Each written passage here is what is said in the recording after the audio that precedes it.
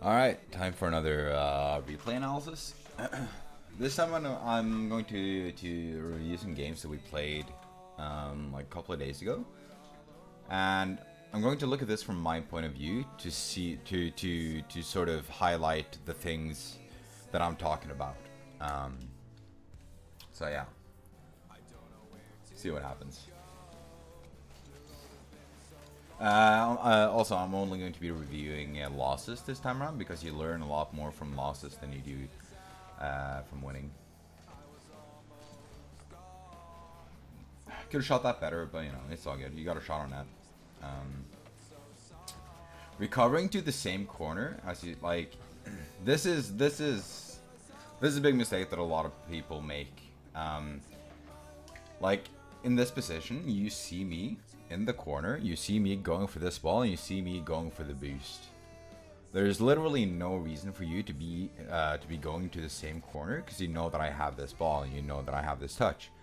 So instead of like, you could be by let me see, fly cam, where's that?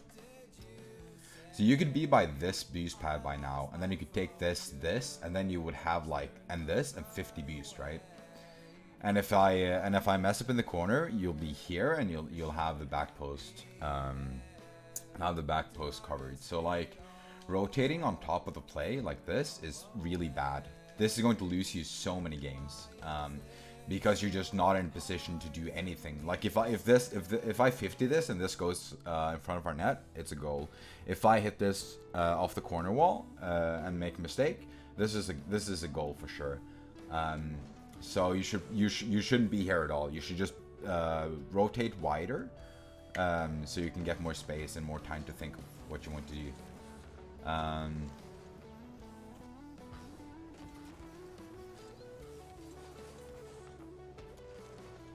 Yeah. You got time. Going for flick is fine. You do have timer to take control instead of just rushing for the flick, right? But it's all good. It ends up working out.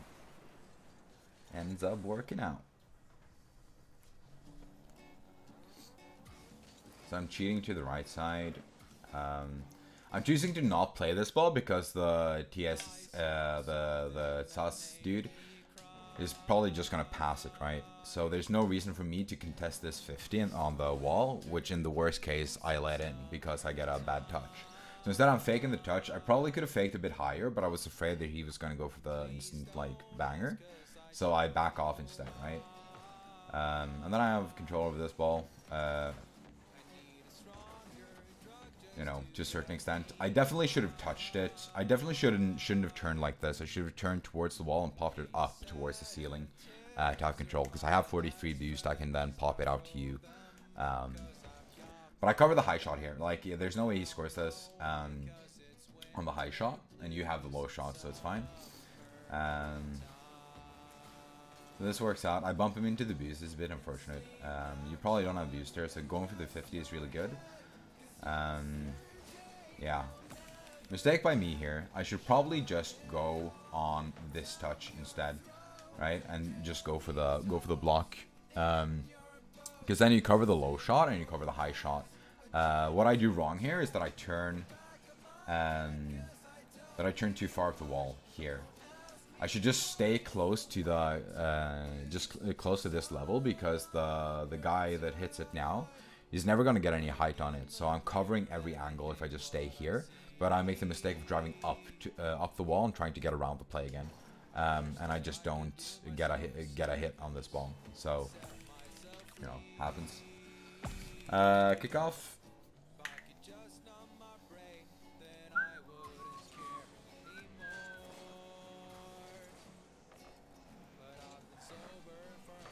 Good save. Good demo, it happens. Here I'm just pressuring. I just wanted to do something. The reason why I'm pushing up here and not like going for the ball is just because I want him to do something with it, right? So I'm trying to get pads. I'm trying to just like make my presence known, so he has to act on the ball. So he passes it out like this, for instance, right? So this is an easy challenge for you. I don't know where you are though. Yeah, this is Like we're letting up so much pressure because no one is challenging this ball. And you can easily challenge this ball. Like, you waste a lot of boost here. You waste a lot of boost trying to get to the play. You can be more efficient with flipping. You don't have to boost before you flip, but boost while you flip. So, yeah, you could have had like 40 here if you just like played efficiently. But either way, you should go for this ball for sure, because you can see that the I'm covering the net by moving backwards towards our net. So like if this guy flicks it high, I have it. And if he fakes low, then you can just crush the challenge and score off of this one, right? But instead you stop. Like, this is a thing that you do a lot, which is a really bad habit. You push too far, or in this case it's not even too far, but then you hesitate, right? And then you stop all of your momentum. You don't have any momentum going anyway. So if this ball is launched on net, you don't have it, right? And I'm only turning because I see you going for the ball. So if you look at this from my point of view, this seems pretty obvious that this isn't my play. I have 50 boost. I'm covering the high flick. So this is like a really good opportunity for you to challenge, because he doesn't have control of the touch yet, right? He's lining up the musty, but if he got the reset, I would have had it, right? So, you know, so just awareness and positioning. I probably could have recovered to shoot that. Yeah, probably should have scored that. I'll go for the mid boost, which is greedy. I shouldn't have gone for the mid here. I had 40 boost. Look at this, right? I have 40 boost. I can just turn here, and then this is a goal. So I should definitely, like, if I just turn up the mid here, this is a goal for sure. Like, this is really good touch by you, because you center the ball really quickly. But I agreed for the boost, so it's not a goal. So it's like, this is like the way you should play twos is to play for the pressure. So just like making your opponent do something. So like by touching this in the corner like you do, since both of them are in the corner, no one is covering the net, right? So if I just turn here and shoot with 40 boost, it doesn't really matter if they save it or not, because they're both in the same place. And you land on the you could have landed on the corner instead and just let the ball hit the wall, but it's the correct play to go for the double touch into the mid. So like, this should be a goal, or at least a pressure play. So I faked the challenge. Good control, good flick, but like, it lacks power. Like, it's if this was you should really learn how to flick it like Moxie does. I'll show you in free play afterwards. After this game, you should definitely learn how to flick the ball, like really hard every time. Unfortunate that I got bumped. I got a bad recovery, but it's fine. I'm back post, chilling, just waiting to see what you do. Good challenge, and it's just in. Kickoff, I cheat down mid. I just try to control this so I can buy myself some time. Here I'm just playing the touches. I'm forcing him to do something so you can have the follow-up. So this is really good. I don't really need to rush this one. But I see that you don't have a recovery to go back. So like, I figured if I can, like, I see both of them go up as well, right? So I figured if I can just get a touch that lands somewhere in the midfield, you can follow this up. Which is basically what happens. So you get the boost, which is nice. Here you have time. Close on the double. Get a 50 down mid. Like, here you can turn as well. Like, what? Okay, so this is the thing that you'll see a lot of high level players do. So once you're up for this ball and hit this touch, don't spend all your, like, there's not really an angle. Or there is an angle, right? But you're wasting all your boost going for the shot, right? So you have nothing left for the recovery, right? If you just get this touch on the backboard, go back down to the ground, let the Gigabyte guy hit it to the corner, and then you can pressure. You don't have to go all in for every play, right? So if you see it from my point of view, right? You have so much time. On this touch, because I see you're over the TSA guy, I'm moving upward. I'm moving upfield here because I can see that the TSA guy isn't going to hit it. So I'm predicting the mid touch, right? If you got the angle there, that would have been nuts. But like you have no boost for the recovery, right? So what I mean by that is that once you're on the back wall here and you start flipping, you're already out of the play. There's no way you can do anything here. So the wave dash is fine. This flip is really, really bad. You can turn on this ball for sure. Like there's no doubt in my mind that you can hit this ball with the wave dash, right? So here, if you just turn, use your camera to look where the other guy is. He's nowhere near, right? He's going for boost, right? Oh, whoops. He's going for boost. So if you just turn here and challenge this ball, you can get a 50, and I'll be able to follow it up. I didn't expect this guy to do that, so that's well played by him. But again, I'm not going all in for these challenges and just faking, right? Right?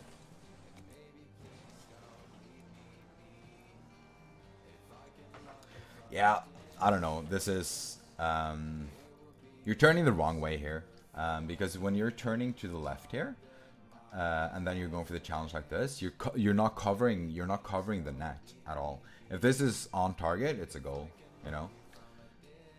So if you rotate towards the wall instead, so you can cover the shooting angle, right? But it works out.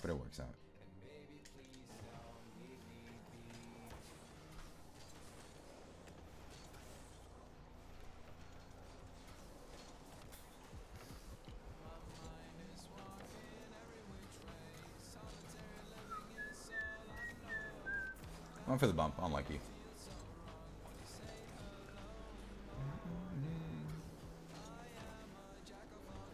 I just buy time because I know that you're spawning somewhere with 100 beasts, so no need for me to go for this one. This is just, I went for the fake. I probably shouldn't have. I should have, or if I go for the fake, I should just instantly use my second jump to go back down so I can shadow. This is a really bad one, but it works out, I guess. But yeah, definitely a mistake by me. Alright, you have control, which is nice.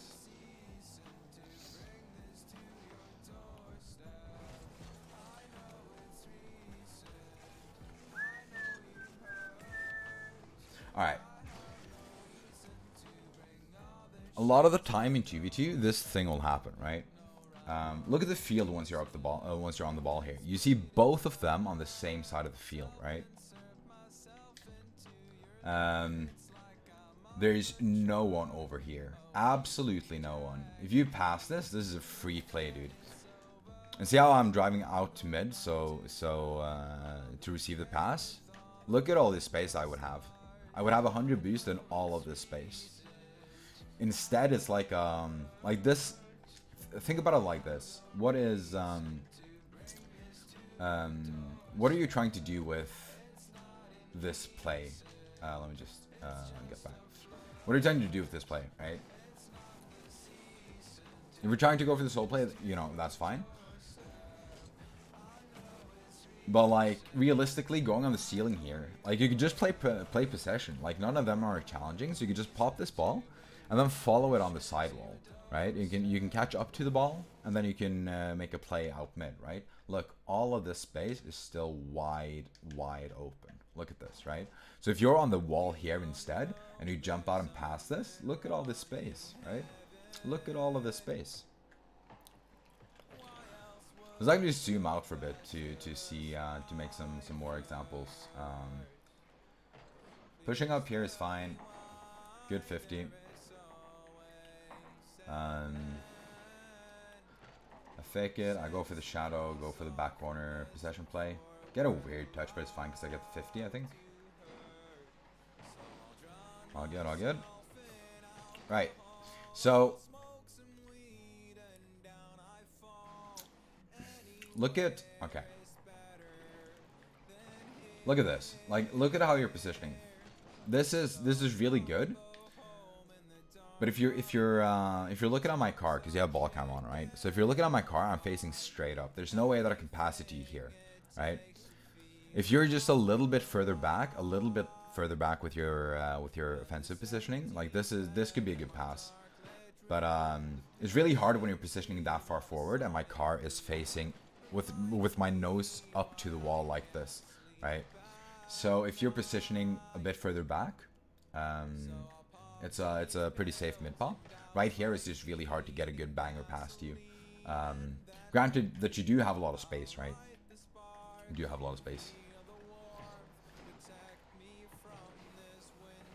Good shadowing, which is nice. You get a 50. You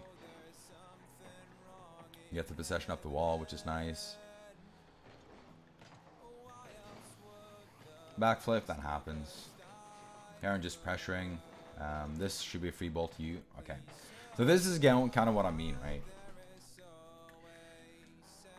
We're both covering the same kind of area here. If this ball pinches towards net, both you and I have, like, we cover the exact same thing, right? Look at all this space to the right where there is no other car, right? Both of them are on this side. You see me on the left side. And it's like, look at all of this space, right? Look at all of this space. Almost the entire field is way open for the play, right? So once you see me go up to the corner here, or up to the mid here, instead of rushing for the pad, you can stay around for the mid pads, like this mid pad, and then play the touch off of the wall. Because if you were here, or even on this mid pad, then this is a free goal, right? There's a wide open net.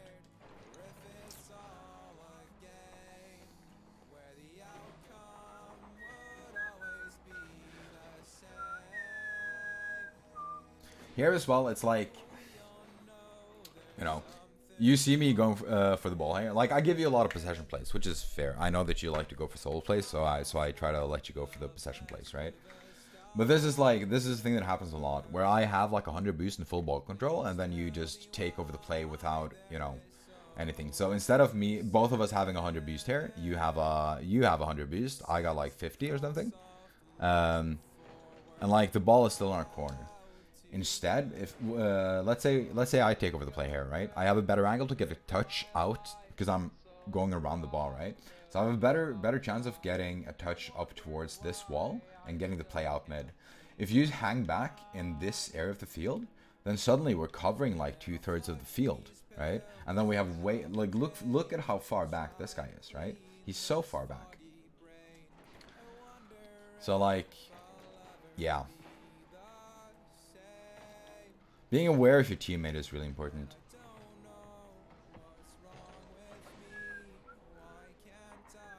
Good catch. It's me, please. That's a bad mid pass. Wait, what happened here? Wait, what happened here? Oh, Jesus Christ. That's a bad mid-touch, but it kind of works. Oh, you got bumped, unlucky. But I hope the whole rotation thing makes more sense now, right? Because a lot of the time, you'll see yourself getting caught out in midfield. And like, you're covering the same area that I'm covering. I'm going to link you a video to Verge, who used to be the coach for Dignitas. I don't know if he's still the coach, but he has a really good video explaining rotations and sort of like area of coverage and all that. So I'll link you that one. Well, like simple things like that will do major things for your game.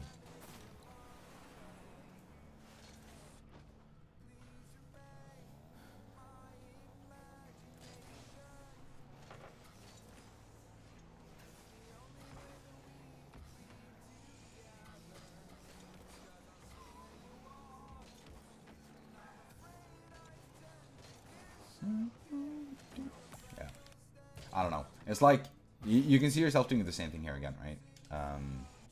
And this is the exact same thing as last time, except this time we get scored on, right? You see me recovering, and you see me going for the boost instead of you turning with. Look at how much boost you have, man.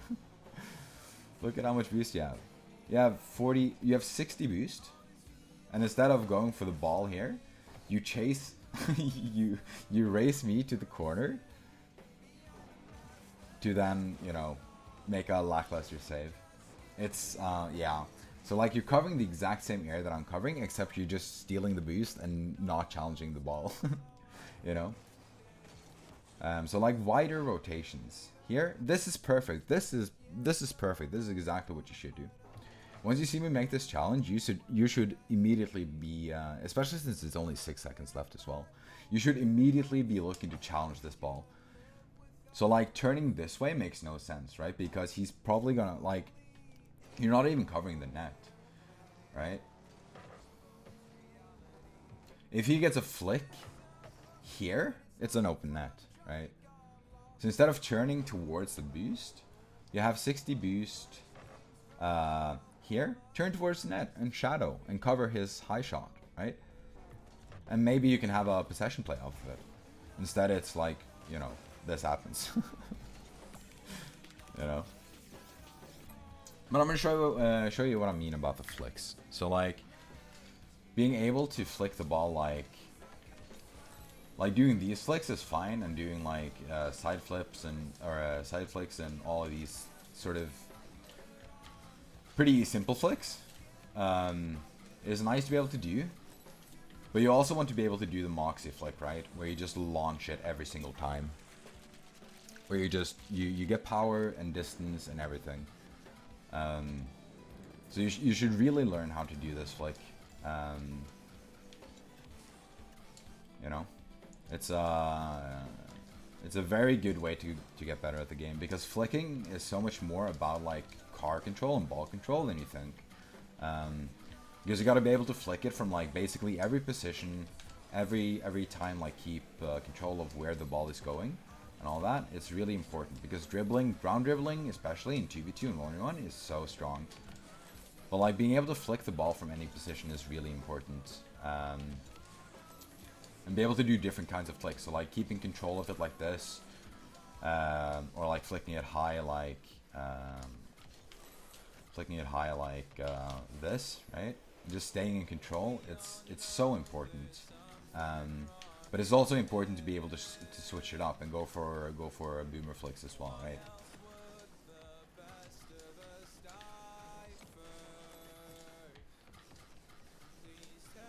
If that makes sense. So learning how to do this flick, just getting it every time, is so important. But it's really hard. It's a super tough mechanic to learn, right? Now it's not even that fast, 110, right? It's alright. But the trick is to aerial. So you want this movement with your car. This is the movement you want. So you can do this flip afterwards. So this is what the flick should kind of look like. Because then you want the ball to land on sort of the right side of your car. You want to carry it there. And then you want to aerial around it while boosting, so you can get around the ball. And then when you sort of backflip to it, or you diagonal backflip, you get so much momentum on the ball, like that, right? So being able to do that flick consistently is so strong. And the insane thing about Moxie is that he places them, right? He can actually place these flicks wherever he wants. Which I'm not at that level, you know. But Moxie is insane at these flicks. You should watch his show matches and just see what he does when he flicks. Yeah, and I guess that's it. Like when you're defending in 2v2, just look at where your teammate is and try to ask yourself, where can I be the most useful? And if the answer is, you know, you have to forgo boost and then instead cover the net, then that's what you gotta do, right? Like you can probably play 2v2 without ever going for big pads and still be fine. Like just not going for any boost at all. But yeah, it's like it's pretty simple things to fix.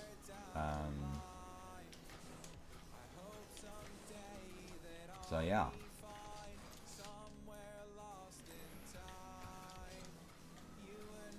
Oh, I guess the video is done. Yeah. I'll link you the Verge video as well, where he explains sort of the area of coverage and all that. So yeah, good luck, dude.